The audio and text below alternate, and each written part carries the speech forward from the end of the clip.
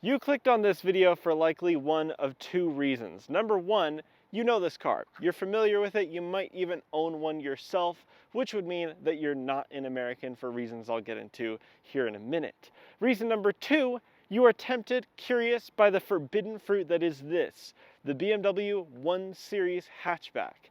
This 1 Series hatchback comes to you from the second generation code F20 of the 1 Series hatchback, which critically was the last 1 Series hatchback to feature a traditional BMW drivetrain setup, meaning a longitudinally mounted engine up front, sending its power to the rear wheels. After this generation, the BMW 1 Series became a little bit more like its rivals, where it adopted a traditional transverse engine front-wheel drive setup. But like I said, this was the last BMW 1 Series that was truly differentiated from its rivals because it featured rear-wheel drive and an available 6-cylinder engine underneath the hood. And it is up here as far north as the state of Utah, being a Mexican market car driven all the way up here by its owner, who purchased an X1, is driving it home as we speak, and is shipping this thing back home tomorrow. But not before I got the chance to bring you a review type tour of it here on the channel today. So let's get started. Around the back of the 1 Series hatchback, you can see that it's badged as a 118i. We're going to get into what that means here in a minute when we look at the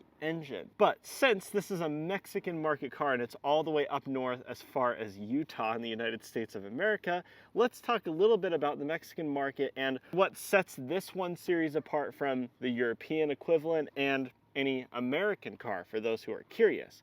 Now, number one, the things that set this 1 Series apart as a Mexican market BMW, there really isn't much. I can only find a couple things. Number one, the most noticeable is that if you look at each window, the driver's side, passenger side, front or rear window, it doesn't matter, you see this strange etching of some numbers and letters in the bottom of the window. That is just a shortened version of the VIN number of the car, usually the last 7 or 8 digits, as what you can see here on this one. And that is to prevent theft and fraud when it comes to registering a stolen car. Typically, what car thieves do to prevent themselves being caught and prevent the car being found by its actual owner is they will scratch off the VIN plate or cover it or do anything to make sure that the VIN cannot be read. So that would explain why there's a shortened version of the VIN on each window. It makes it much more difficult to hide the fact that your car was stolen. And if you're in Mexico looking at a car that's for sale, considering purchasing it, you can double check the VIN number on the VIN plate as well as the VIN number everywhere else on each window. Again, it's a way to prevent theft and fraud, which I found to be quite interesting. Another thing that I find interesting is this license plate right here. You can see that this 1 Series is currently registered to the Mexican state of Morelos, which I'm probably pronouncing wrong, but that's not really the point here. Morelos is a state that is just south of Mexico City in the southern region of Mexico, and there's not really that much to the plate itself. The Mexican states, as is the same with the United States of America, all have their cars registered under the state and not the country. So if you're driving around in Mexico, you can see what state each car is registered to. As an American, that is not anything that's unfamiliar to me. But there are a couple things to note. The most important is that last number right there on this 1 Series, which, as you can see, is the number 1. And that's important when you consider an emissions controlling rule that is in place in Mexico City called Hoy No Circula, which means that certain cars are registered to not be able to drive into the city between 5 a.m. and 10 p.m. on certain days. This is to keep the emissions down in Mexico City and to keep it from getting too congested. Sometimes when they need to really restrict things, they'll extend this rule to neighboring states like Morelos. And when that happens, that means that this exact 118i right here is not allowed to drive into Mexico City between 5 a.m. and 10 p.m. on Thursdays. And that's all I can tell you about the plate. Otherwise, it's pretty standard. 3 numbers, a dash, 3 numbers again, and then a letter. That letter doesn't really mean anything. It's just a continuation of the plate. And then we come back to the 1 Series for the Mexico market. Again, as far as I can tell, it's pretty equivalent to what you'd find in Europe, although there were not as many powertrain options that were available. Now, Americans, to be honest, have always gotten a 1 Series in some shape or form. At this point, when this car was new, in the United States of America, you could buy a 2 Series coupe, which was basically the same thing, just not with the hatchback body, not with 5 doors available, and only the larger engines. But enough of that, because we're around the back of the 1 Series hatchback right now, and I've always been curious what it's like back here when it comes to practicality. As an American, I've never seen how much cargo there actually is in the back of a 1 Series hatchback. As with other BMWs of the era like the X2, the BMW Roundel right there doubles as a method of opening the hood. You just push the top in like this,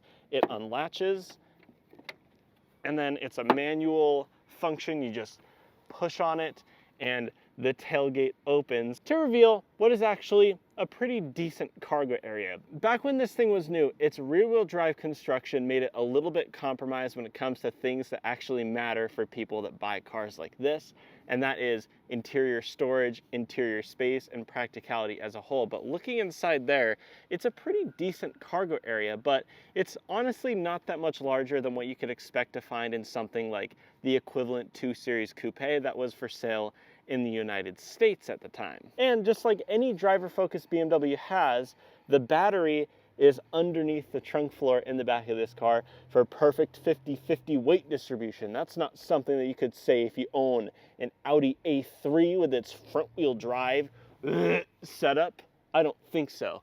But back here, it is a pretty unspectacular cargo area, as you'd expect. This is just a 1 Series hatchback after all. So let's continue the practicality theme and check out one of the other downsides of the 1 Series back in the day compared to some of its rivals, the rear seat room. Rear seat passengers are generally expected to suffer a little bit in small rear-wheel drive cars because the engineers have to devote a certain amount of space to driveline components. You need a big drive shaft to run underneath in the middle of the car, which results in a massive transmission tunnel, making life really uncomfortable and unfortunate for the middle passenger.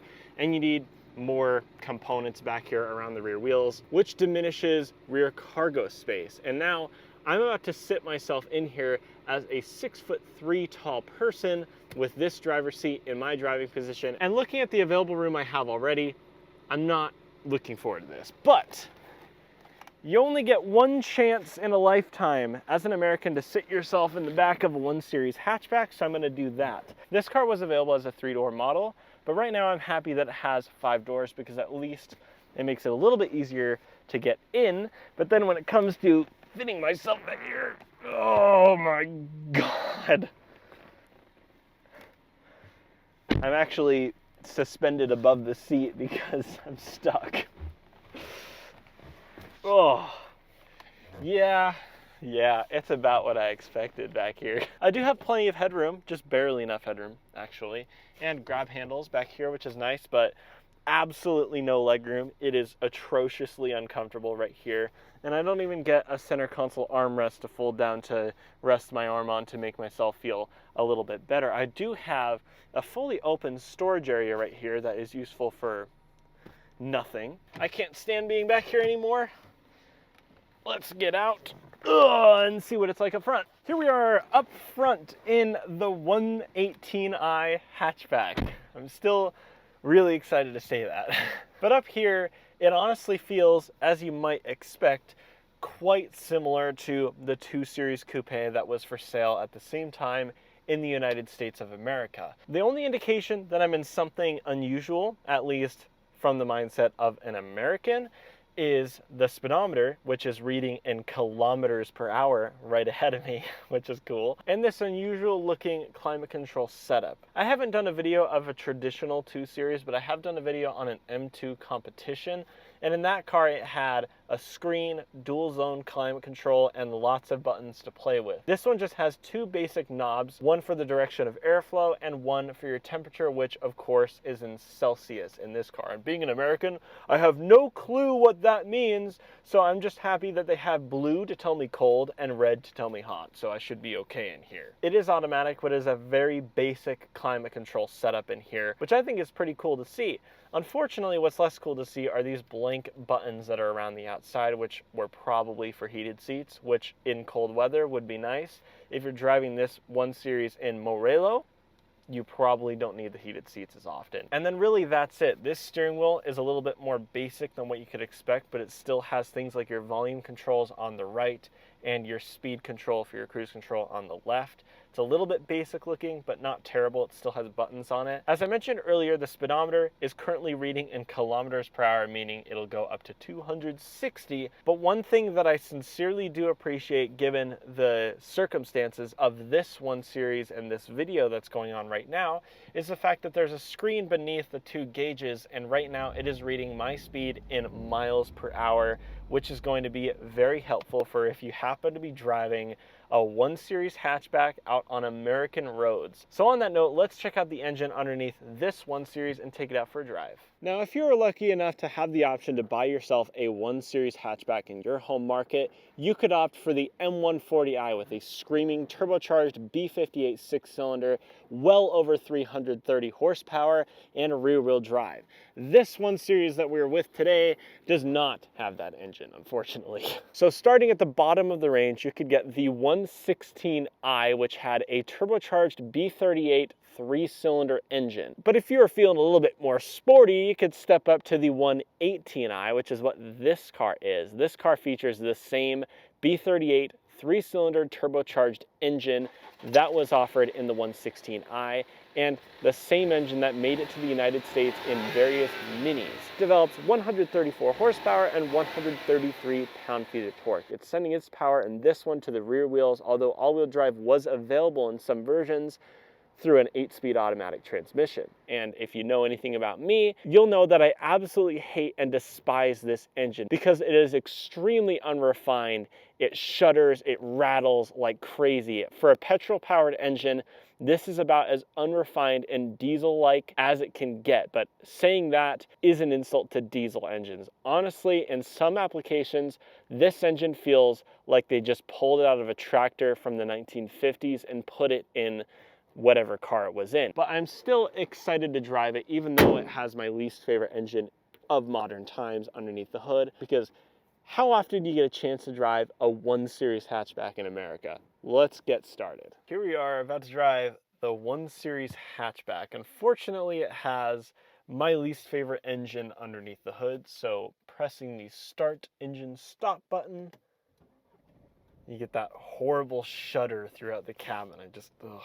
I really hate this engine, but I will make an exception for it today because it's in this thing. This thing is so cool. And to be honest, I think I would have preferred to review something like this. Everybody likes the M140, including me, but I want to see what the 1 Series that everybody drives is like. This is the 1 Series that is commuted in, the 1 Series that most people buy. And I wanted to know what it's like above all else. I mean, if I had to have a choice, I would choose something stupid like a 114D with a manual. But it's pretty close. I mean, you can't really pick and choose when it comes to this car in the United States right now. I have to say a couple good things though, is the fact that it sounds really nice. No odd number cylinder engine sounds bad, if you ask me. It's got a nice raspiness to it, and at least I know it's longitudinally mounted in this car and it's sending its power to the back wheels, and that's pretty cool. You could get all-wheel drive, and that's nice. I'm glad this one has rear-wheel drive. Let's put it in sport mode, push it through this turn, see if it feels rear-wheel drive like. I'll tell you what, it does not feel like a front-wheel drive car, that's for sure. You do get a little bit of that pushing yourself out of a turn feeling that BMW pride themselves on.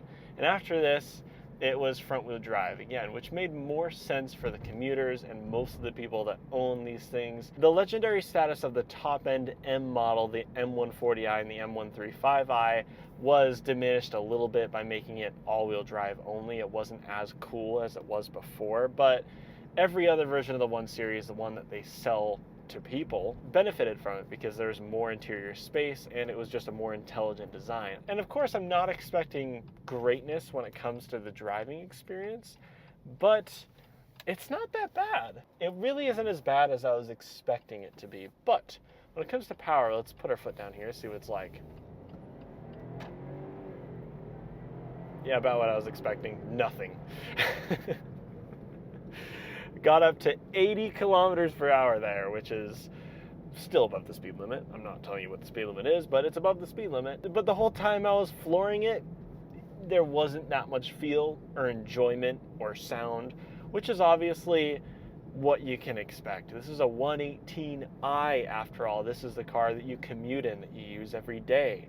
It's not meant to set your pants on fire. And even though this 1 Series is far away from the roads that it was designed to be driving on, that being European roads and Mexican roads, it still feels pretty normal just driving along right here. After all, it shares its underpinnings and a lot of its interior components and some of its powertrains with the 2 Series Coupe that was sold here at the same time. This F20, I think, sets itself apart because not only is it really cool to see here in the United States, not only is it a practical equivalent to our 2 Series Coupe that we got, it also still drives pretty nicely. Overall, I'm completely smitten with this 1 Series hatchback. I think it is deeply cool, for me anyway, and someday I wish to import one. I want to wish everybody a fantastic day. Like, subscribe, do all the normal YouTube stuff, and I'll see you guys in the next one.